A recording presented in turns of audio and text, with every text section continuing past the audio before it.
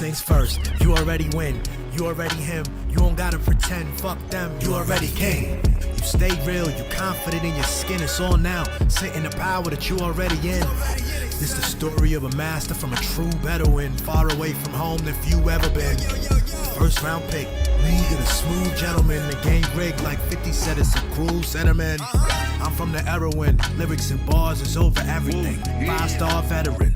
You couldn't walk in my fucking shoes or carry them. Excuse my borderline is very thin. Been married to the game like ever since maybe 2010. I realized most of y'all not serious. Point blank period. I flex and twist necks like cherry stems. Thought he was buried, but there he is. A new narrative. What up? What up? What up? What up? We are here. It is day 3. We're in the 30 for 30, people. It's day 3 of my 30 for 30. We're doing 30 days, 30-minute episodes. Every day we're going to get on and do an episode of How Billy Sees It. And glad you could be with me again today. Yesterday was a good episode. It was day 2. What did we talk about? We talked about Ta-Nehisi Coates' book, The Message, and how it's been received. And how particularly Ben Shapiro, the clown, media clown, who fashions himself a media mogul, who thinks he's next up because cable news and the traditional media are definitely on the decline and failing, like we've talked about on this channel for a while. And he thinks he's next up. And we talked about that, and I was getting bothered because in particular, he responded to the Ta-Nehisi Coates book in a very aggressive and dangerous way. He accused Ta-Nehisi Coates of being a full terrorist. And I was really bothered by that when I saw that. I mean, that's a quote. And apparently he wrote an article and did a video about this. Both under a paywall, behind a paywall, so I didn't get to see the full thing, but at least even in the promotion, said Ta-Nehisi Coates goes full terrorist. And I think that's a very dangerous thing. So I was bothered by that. I talked about some of what I think about that, about who he is, and about the moment, and about how important Ta-Nehisi Coates actually is as our preeminent scholar journalist, and how it's important to support him and protect him in that moment. So that was the last episode. And what I wanted to do, I said this in yesterday's episode. I said I would watch a video, the video that Ben Shapiro was talking about. It was a video of Coates and Trevor Noah. And I was going to do this whole thing. And I realized, you know what? I told myself a long time ago. In fact, when I first started How Billy Sees It, I was trying to figure out how to navigate the YouTube stuff. You know I do animation. I have political views that I wanted to talk about. I wanted to do interviews. And there's so many like different categories. And one of the things I realized is this category of like, let's go look at the right wing lunatic, loser, clown people. And let's like scoff and let's lament how dishonest they are and how fickle and absurd and how, how dangerous and dumb they are. Let's just kind of do that and make content on that. And I decided I don't want to do that. So I'm going to continue in that trend now. I'm moving away from, I think we said enough about that little clown. We are not done with the subject of the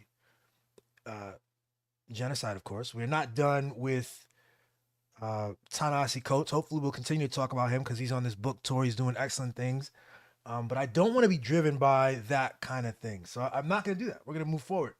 I actually thought a couple of minutes ago, what I want to do actually is talk about something I posted on Facebook and got a little bit of,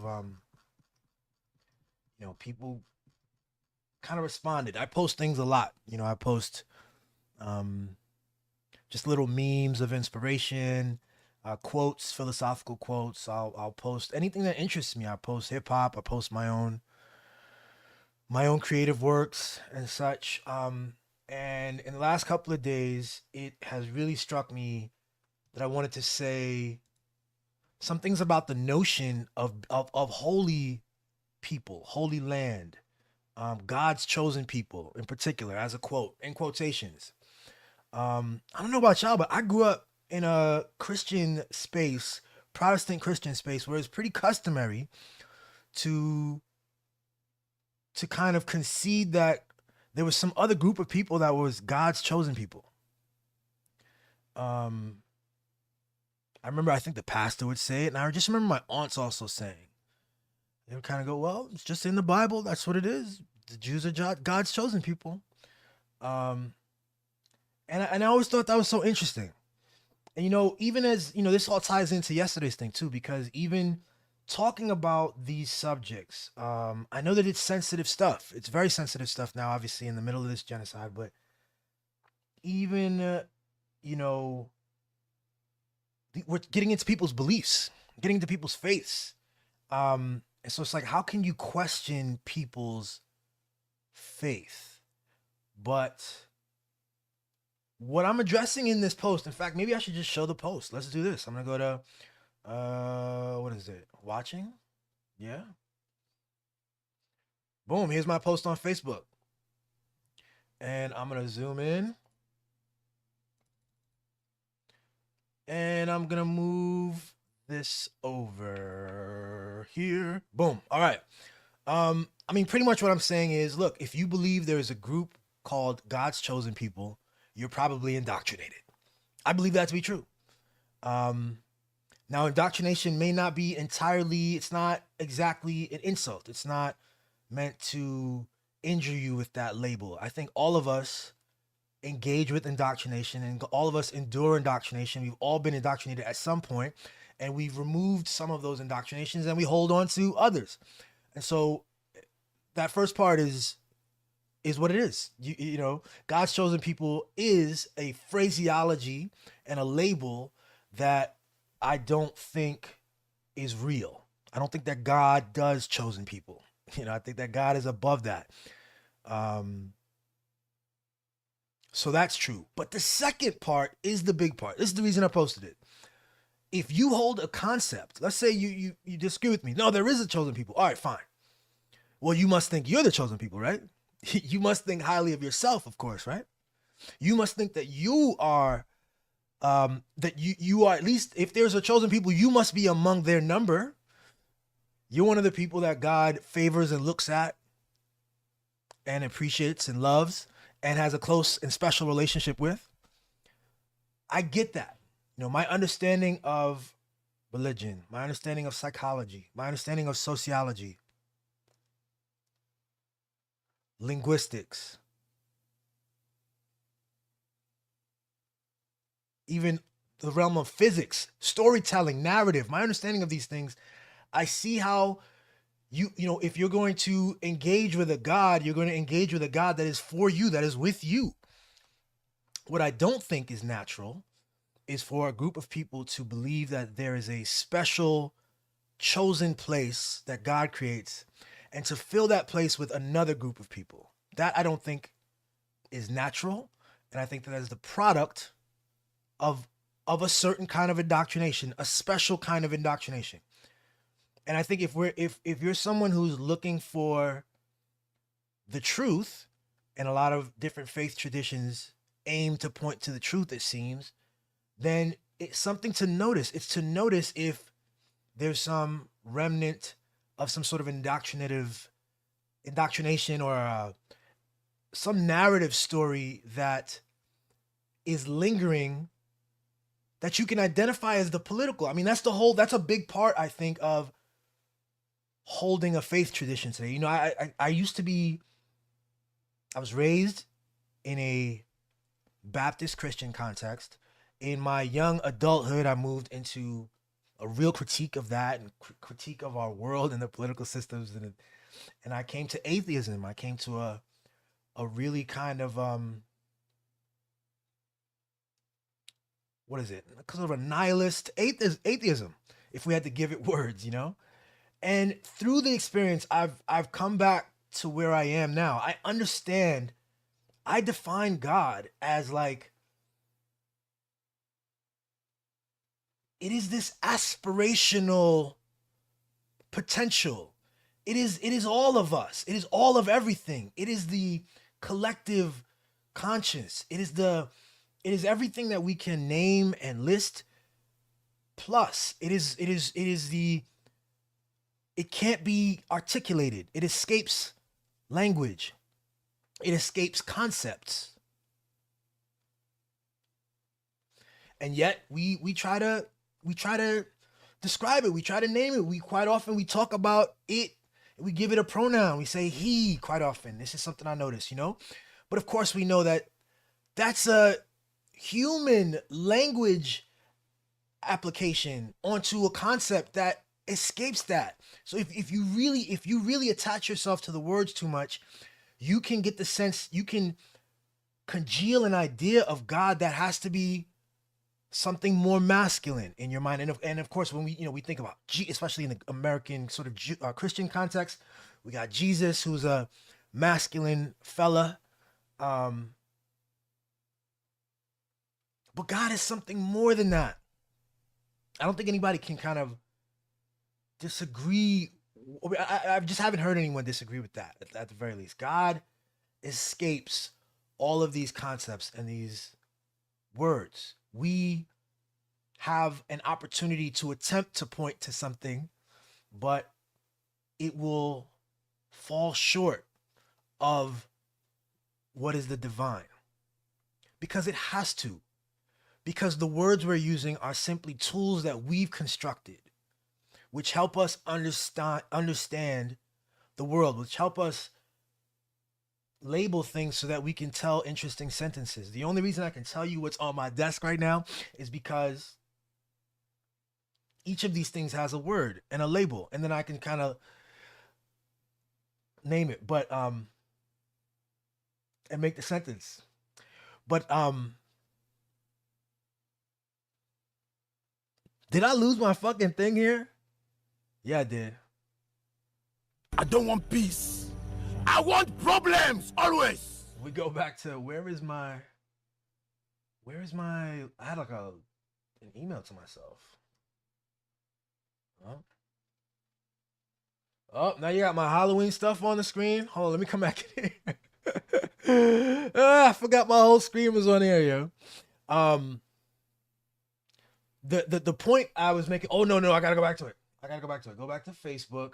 Blah blah blah. Let's go back to watching. So a couple of people replied to this. As you can see, 24 people liked it and loved it. The point I'm making is, the chosen people, if you create or hold a concept of the chosen people that does not include you or your loved ones, it's a story. You've internalized a story. And it's like if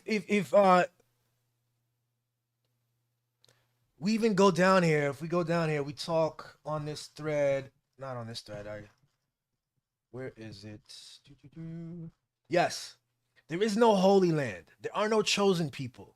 The entire earth is sacred and every person of distinctly unique value. I don't want to go into the particular, like, the actual comments and kind of show people's names and stuff because, they haven't asked for that.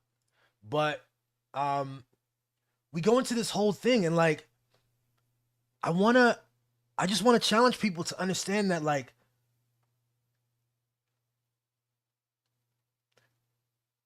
here's the reason I wanted to post this. I posted this because in the context of horrific crimes and a genocide being perpetrated by the state of Israel in this moment, I've run across several commenters, podcasts, and commenters just on social media. So I know the range of this isn't great. Like, it's not necessarily like experts or not necessarily intelligent people or thoughtful people at all. But people who will ask, I see comments saying, well, we have to pray for Israel. In fact, we have to pray for their success because these are the chosen people. And, what they're doing is part of this messianic,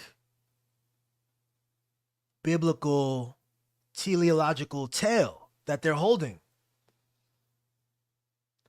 And this whole idea, the chosen people, is explicitly something I saw twice. And I just want to, like, Oh, and both times these were, or it seemed to be, at least the profile pictures looked like they were black people. So this to me is very strange, and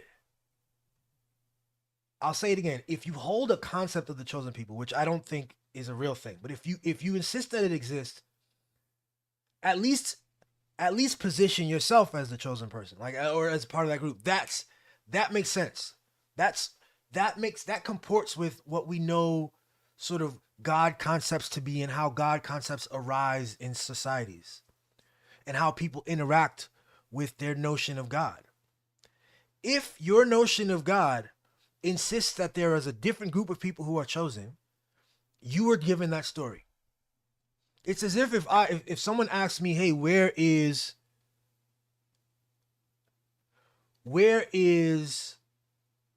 the Holy Land?"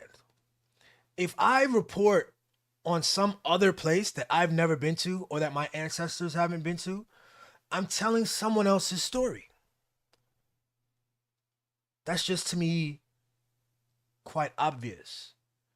Um, and I think it's important because the stories we tell are no joke. The stories we tell have more implications than we understand, y'all. They are powerful boundary setting, reality setting conditions. Again, if it weren't for that slogan, that concept of the chosen people, those people in those comments wouldn't have that concept to articulate. They wouldn't have it. They wouldn't be able to leave it as a comment on Facebook. They wouldn't you internalize it as like a reason for them to turn away and to look away, or even support or pray in favor of Israel to succeed, to complete their task. Um, that whole engagement with reality, that whole engagement that they're having is, in fact, it's not attached to reality. It's attached to an avatar. They've confused the modern state of Israel with the with the biblical reference. And that's not a mistake. They've been intentionally coaxed and manipulated to make that connection. And those connections are being played on every single day. Netanyahu continues to make speeches about Amalek and their holy right to take this land and even move into Lebanon, as you see them doing, and beyond. Certain members of the uh, like top brass Israeli government. I mean, they have very radically extremist views that include the expansion of Israel into, like, I forget where exactly they had it. It was on I saw an Instagram reel that showed the map that he described, Smotrich in particular. So to have a significant segment of the population be unable to look at the moment, blowing up children, blowing up hospitals, to have a significant segment of the population consider that all okay, dismiss all of that, um, on the premise of chosen people is really nutty to me. It's really interesting to me. And when I think about it, I can see how an Israeli might play into that. I can see how an Israeli can play into the nonsense that Netanyahu is selling. Um, what I don't get is American Christians with the same premise, like agreeing on that same thing. That's not uh real.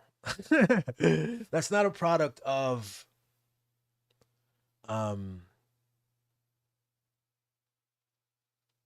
self-reflection and experience. with God. If you have an experience with God, you have your direct experience. Um, and it's wild because we're taught so many things that keep us small. And people will recognize, people will talk about the historical realities of Christianity and how it served um, to keep people enslaved, how it was like a tool. They created a lens for understanding the world, which said that black people needed that condition. It was a requirement of them. There was nothing else that they should ever think about themselves becoming. God insisted it of them.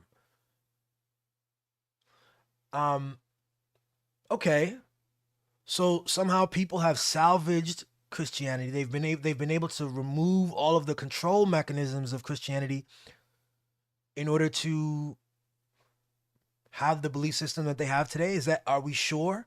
Are we sure that all of the control mechanisms have been removed? How certain are we of that? Well, I think if you externalize the divine, if you've externalized yourself from God, I think you've been given a bad story. That's God. If you then have another separation, if you separated yourself from God, if you told yourself that in this moment, you in this moment are separate and not in communion and not one with God and not an expression of God, not a son or child of God, not God, that you've been given a bad story.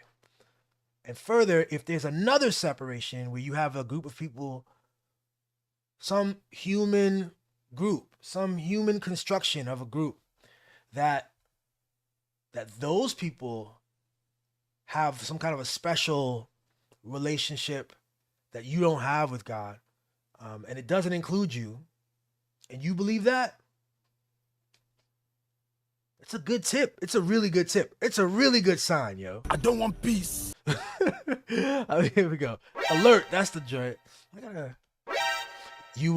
It's a huge sign. It's just something to think about.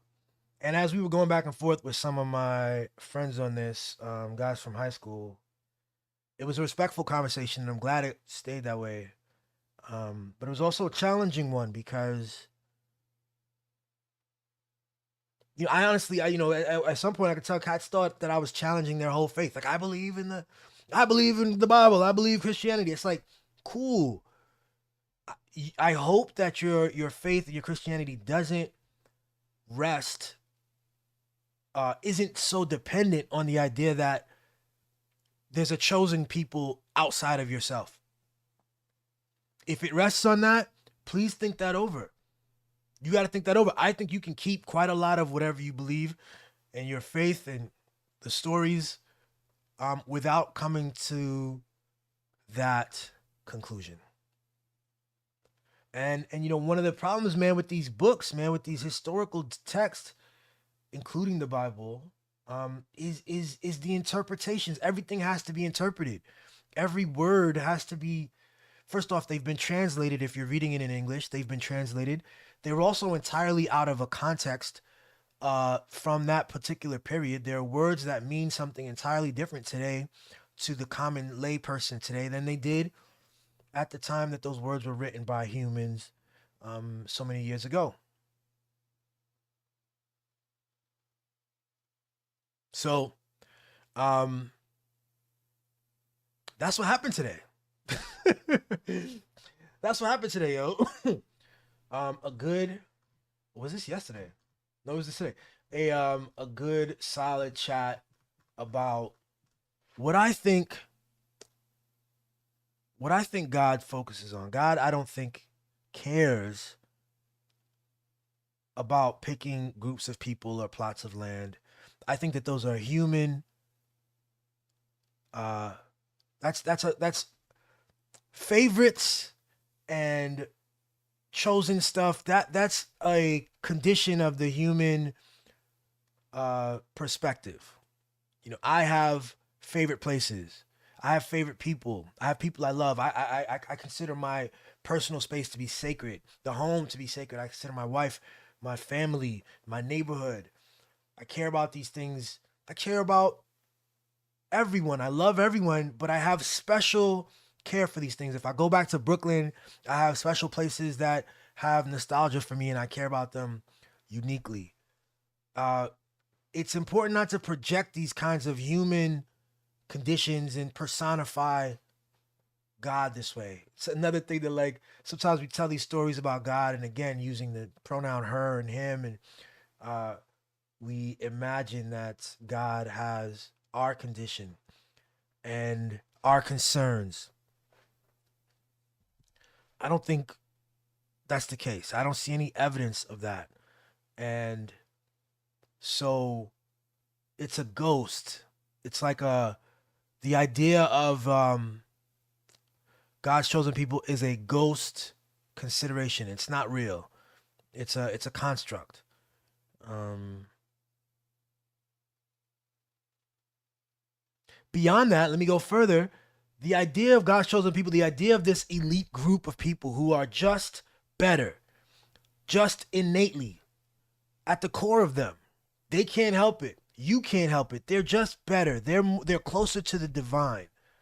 That's a dangerous idea that has been trotted out by lots of people in lots of different contexts. And especially when you have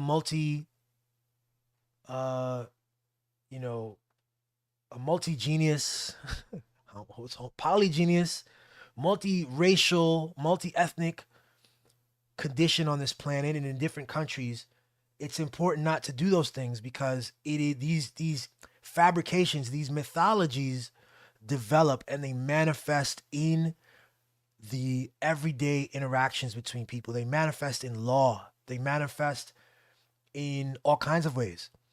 And as you see, as Ta-Nehisi Coates has attested to, as one of the best journalists this country has produced, Ta-Nehisi Coates attests to the apartheid in Israel, which is driven in part by this belief. And if you talk to settlers, the settlers who have been violently taking land in the West Bank, if you talk to some of the more aggressive and honest members of the Israeli, I don't know, there's people you do these interviews who you see, I'm trying to like categorize them, I say more honest. I don't know what I mean. I think there are people in Israel who love Israel, who love an idea of a country that was a safe haven for a refugee population that has been through all kinds of pogroms and like unfair treatment in different parts of the world. The idea of this respite and safe haven for this group, that's a concept. But then you have the reality. Then you have what is manifest. You have the Likud party. You have to be honest about these things. Or you don't have to be honest about this. Be honest with people. You clearly don't have to be honest about this. Some people don't, they just aren't honest. You can create a whole genre of like a whole set of beliefs, a whole culture, a whole mood and energy that like avoids a reality. It's like Ta-Nehisi Coates also talks about the Liberia example. If anyone's familiar with Liberia or not familiar, I'll just give a quick rundown of what Liberia was and how it came about. Liberia began in the 19th century. Let me put this up.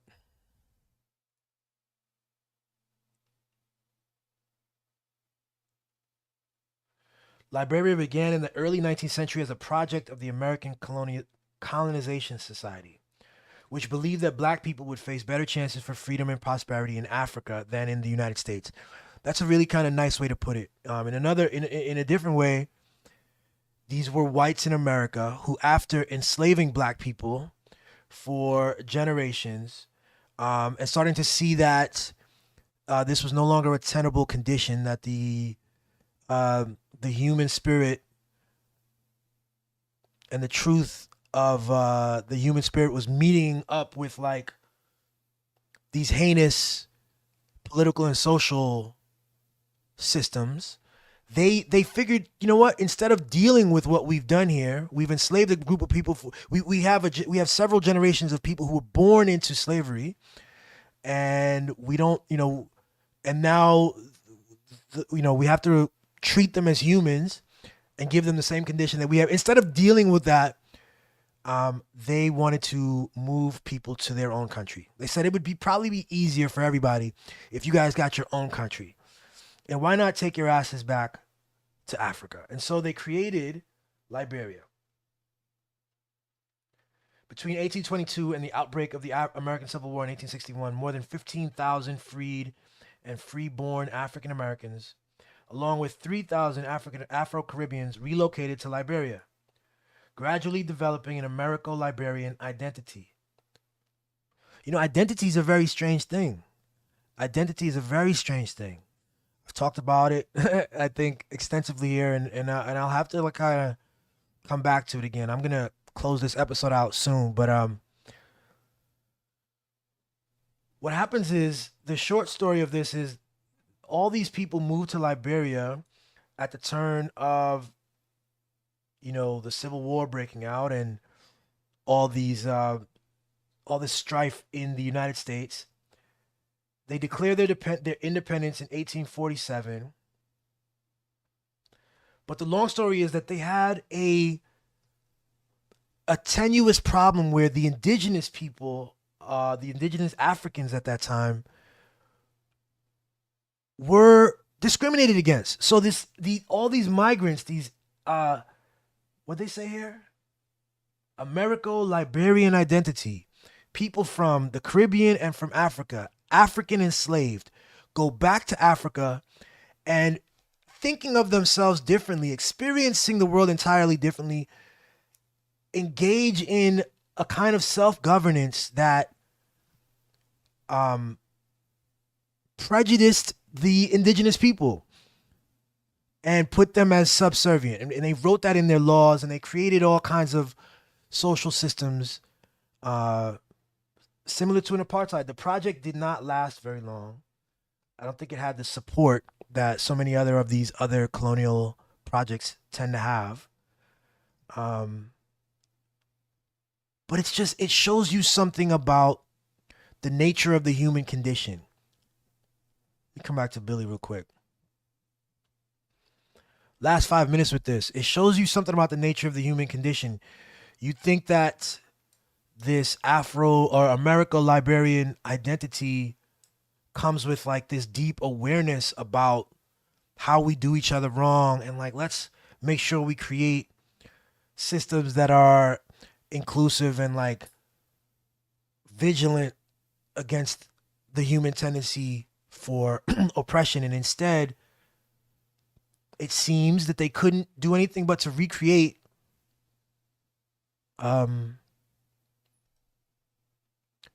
oppressive systems.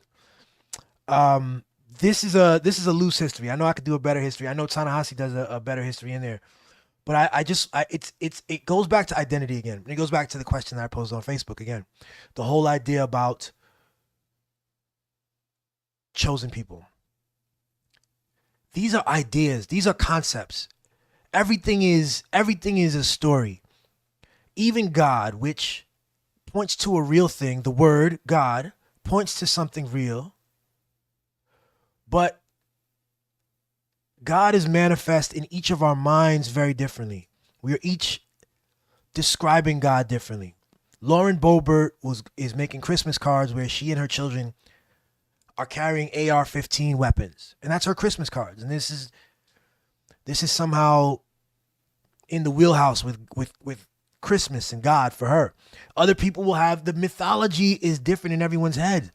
You go to church, the person you're sitting next to, I've sat in some churches where the pastor has some terrible things to say about gay people. The person you're sitting next to might be gay and might be experiencing has to grapple with God and those messages and themselves. And they have to know that they are a child of God, even though the pastor is telling them something different. And they have a different experience with God than you do. That's just something we don't properly deal with enough. That complexity is so key. So it's important and valuable and reasonable for each of us to create and engage with God in a way that empowers us, that tells us that we are great and chosen and wonderful, and God loves us, and the universe is conspiring with us. The universe wants the same things that I want. The universe loves me. That makes sense. That makes sense. At the same time, when I notice that you are saying that, and you say that the universe loves you and God loves you, it is not incumbent on me to tell you that God loves me more. And if I was able to sell you on the idea that God loves me more, puts me in a special place, I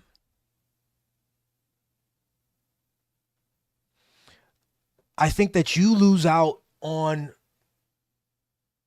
something. I think it's indicative if you were able to, if you internalize the idea that yeah, I mean, a lot of churches do this. Again, with the gay example, or for, single mothers or things like this. I remember some of these pastors, man. It's all the same kind of thing. This kind of tiered sense about God and access to it. And I think it's important to make sure we hold confidently with the knowing that God is us, God is in us, and speaks through us, and that we engage with God directly, and that God, it loves us as we are in this moment. And a failure to accept those terms, because that's what is, by the way. That's what is. I didn't just make that up. That's true. If you diminish that story somehow and interject other people and interject this and that, oh no, but you need to do this and you got to meet up with the guy and you got to say 12 Hail Marys or do this, whatever. Every faith will have some kind of deal. Then, not every faith, every religion, these religions are related to structures and to rituals and things like this, Any interjection is just that. It's just a story. It's just a story. So, yeah, that's what I wanted to talk about. And we did it. All right. You're God. God loves you. God deals with you directly. You can do anything. There are no limitations to what you can do. You just have to know who you are and step into it confidently and continue to live with that knowledge. Yeah. Yeah. I love that. Oh, yeah. That's the end of the episode. October 16th. Thanks for checking me out. It's 30 for 30. We're going to be doing episode 4 tomorrow. I'll see y'all later. Peace. I don't want peace. I want problems always. Oh, yeah.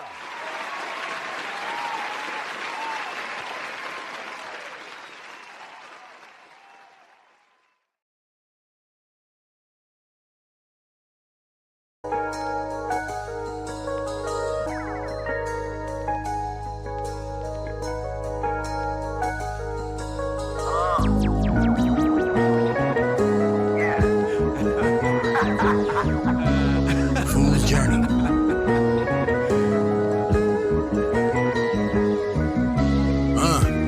Path unseen, lane opens. My name ring bells, barriers sound broken. The Pain grows till the veins open. Chosen, no matter how you slice it up. Same quotient, cook all summer, flame throwing. We all in like fam, just prayed over it. Hands move in the same motion, chain smoking. The wave ocean is, wait, let me start over. Eyes won't blink, I stay woken. How the words so deep or plain spoken. Spitting that raw medicine, insane dosage. The price is way up like a change token. Lyrically brain lotion, slick but I ain't boasting. Living these mundane moments, sipping a strange potion. My rhyme's coldest when I stay focused. I pen a poem, leave your brain jolted. Too many fake poses, forgot this king culture. Carry the weight like I got 8 shoulders. My 16 bars is hard, my 32 doing the mostest. Double my inner searching, found the same culprit. Damn. What if I'm limitless though? Huh? Yeah, I source metaphors from other lands. Soon as I think I understand another lands. Wait, come again? News coverage is too troubling. Clowns stuck in their heads like the son of Sam. Turn me up round 9-7, summer jam. Toss a dumb fuck in a gutter can. Stuttering, they can't stomach it. Eating MCs and I'm loving it. Billy the process, not my government. The team hustling, these fools rushing in. I pour out for my people and fill my cup again. Truth public, choose love, it's a new covenant. Now they all got questions about my publishing. Pay attention with extreme caution. Type of nigga to shadow box and connect with his dreams often. The man flow like a stream faucet. Awesome, I shoot flame fire, breathe awesome. I leap forward and every step is invested as a seed garden. All directions towards each corner. The peace offering is now. Cradle to coffin, we started.